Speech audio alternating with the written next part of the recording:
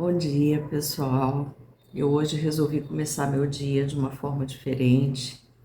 Lá atrás tem um lindo dia amanhecendo, acordei cedinho e eu queria continuar a falar sobre as cartas do tarô que dão aquele certo desconforto, que quando sai no jogo a pessoa fica meio balançada, né? Então, apesar de hoje ser sexta-feira, ser um dia mais leve, dia de Vênus, da Imperatriz, um dia da gente se cuidar, um dia da gente se amar, cultuar o corpo, final de semana, colher os louros da semana, eu quero falar de uma carta que assusta muita gente, que é a carta do diabo, tá? Não é, eu já falei isso, não é para ter medo dessa carta.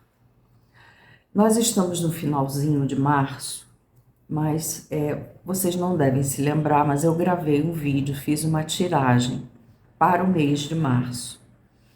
E o jogo foi mais ou menos o seguinte: foi um potencial, que foi o louco, as escolhas que precisariam ser feitas e o caminho para que possibilitava essas escolhas era justamente o diabo.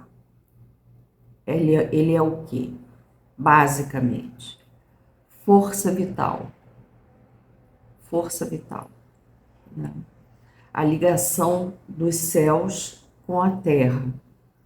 Mas veja bem, aqui eu não quero muito explicar a carta, eu quero falar mais sobre o mito, sobre a parte psicológica, mas ele liga os céus com a terra, mas ele não tem acesso ao plano superior. Então, ele é uma carta bem aterrada, bem terrena mesmo, né? Então, 3 pontos que nós temos que ter na cabeça: energia vital, energia bruta, né? Se essa energia não for bem direcionada, pode virar um aprisionamento, mas quando bem direcionada, ela nos impulsiona, né? Então, eu fiz duas anotações importantes que eu gostaria de falar com vocês, para vocês entenderem a carta e não mais temê-la, né? Primeiro, é sobre o tarô mitológico. Eu gosto muito do tarô mitológico, gosto demais, né?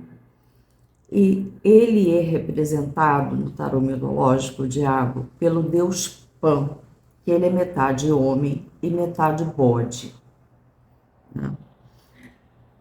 Ele vive fora da ordem, ele representa um ser primitivo, direto, né? Aquela base primitiva do ser humano, né? Está ligado ao prazer, à sexualidade, assim como na outra carta que eu mostrei, vou mostrar de novo, e no impulso como força vital. Por isso que a gente diz, não temam a carta, ela é basicamente força vital, né? Mas o Pan, ele não pensa, ele age, ele faz, né? E ele expõe o que a gente não controla, né? Mas ele não é nosso inimigo, ele é uma força da natureza. Você vê que ele é representado metade homem, metade bode. Ele é uma força da natureza, né?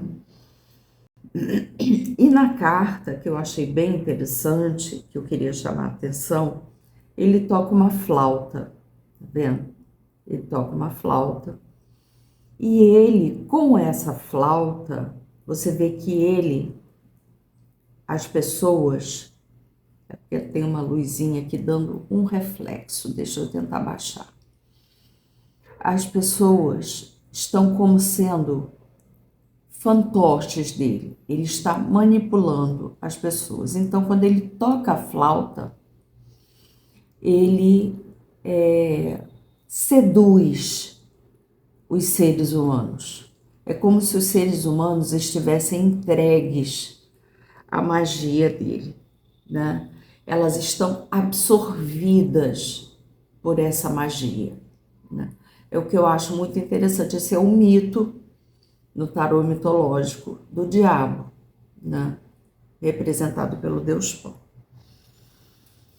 No Crowley, ele é mais força, né? Ele é mais força terrena mesmo, né? Mas ele tem um poder de geração de vida, né? Mas eu quero falar dele sobre o aspecto psicológico,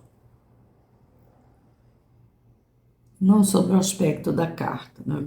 Aqui a gente já viu que ele também representa a sexualidade, assim como na carta do Deus Pan.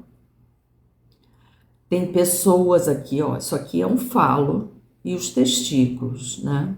E ele também é representado, ele tem um nome, pelo Deus Pan também. Esse é o Deus Pan, só que aqui ele é só bode, né? Tem esses chifres retorcidos e tal.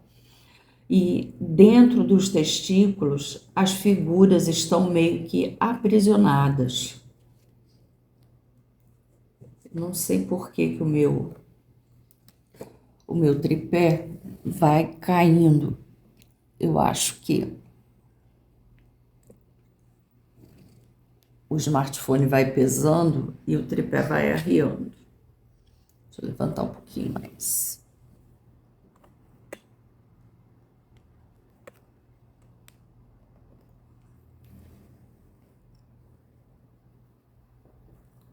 Um pouquinho melhor, né? Então, ele tem esse poder de ele tem esse poder de geração, né? E as figuras humanas estão aprisionadas dentro dos testículos, né? Mas vamos à parte psicológica.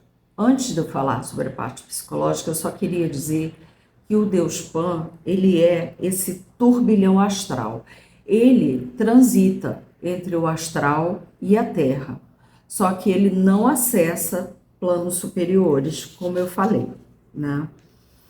Então, a manifestação desse arcano, ele é involutiva, ele é dirigida para correntes dos subplanos, né? Por isso que a gente tem que controlar a nossa força bruta. Mas, para fechar, falando da fase da parte psicológica, né? O Jung dizia que o diabo é a nossa sombra, né? É a nossa sombra. Ele é um desejo reprimido, né?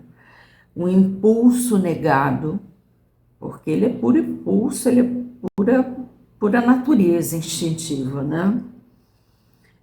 E um aspecto não reconhecido da psique, né?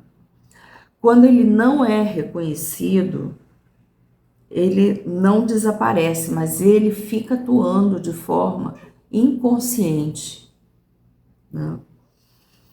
É o que nos possui sem que a gente perceba. E isso pode ser perigoso, né? Então, como que ele pode se manifestar? Como que a gente vê ele se manifestando na nossa vida cotidiana, na nossa vida terrena? Compulsões, obsessões, repetições, padrões que parecem mais fortes que a nossa própria vontade. Então, a gente acaba sendo governado por ele, né? Então, o diabo prende por essa identificação inconsciente. A pessoa acha que está escolhendo, ela acha, mas na verdade ela está sendo conduzida, como na carta do mito, em que ele está lá fazendo os seres humanos de fantoche. Por isso que eu gosto tanto do tarô mitológico, né? Então, a relação com o nosso desejo. o desejo, ele pode ser criativo, né? Ele pode ser transformado em algo criativo, né? Mas inconsciente, ele vira aprisionamento, né? Então, qual é o caminho? Tornar essa carta consciente, a gente dominar a nossa força bruta, né? E o que eu queria deixar de mensagem para vocês é que essa força vital, se não for aprisionada, quando ela é consciente, ela vira uma coisa criativa. Por isso ele saiu no caminho do jogo do mês. E o jogo do mês terminou de uma forma linda. Terminou numa força extremamente espiritualizada, que foi a carta da força, que é a nossa carta da semana, né? Com a proteção do Papa, né? Com uma proteção espiritual por baixo. Então, a força bem conduzida, olha no que ela se tornou, né? Numa força espiritualizada e numa força de sabedoria, num arcano oculto de sabedoria. Então, vamos ter consciência, enfrentar a nossa sombra, porque somente enfrentando a nossa sombra nós conseguimos enxergar a nossa luz. Um ótimo final de mês. Mês que vem teremos um novo jogo de abril. Veremos o que o abril nos reserva, né? E domingo também eu ainda vou tirar uma carta da semana. Um excelente dia para todos nós. Se você estiver vendo de tarde ou de noite, eu gravei de manhã, olha lá, o dia amanhecendo, né? E um excelente fim de semana também, né? Vamos fechar essa semana com chave de ouro. Até logo.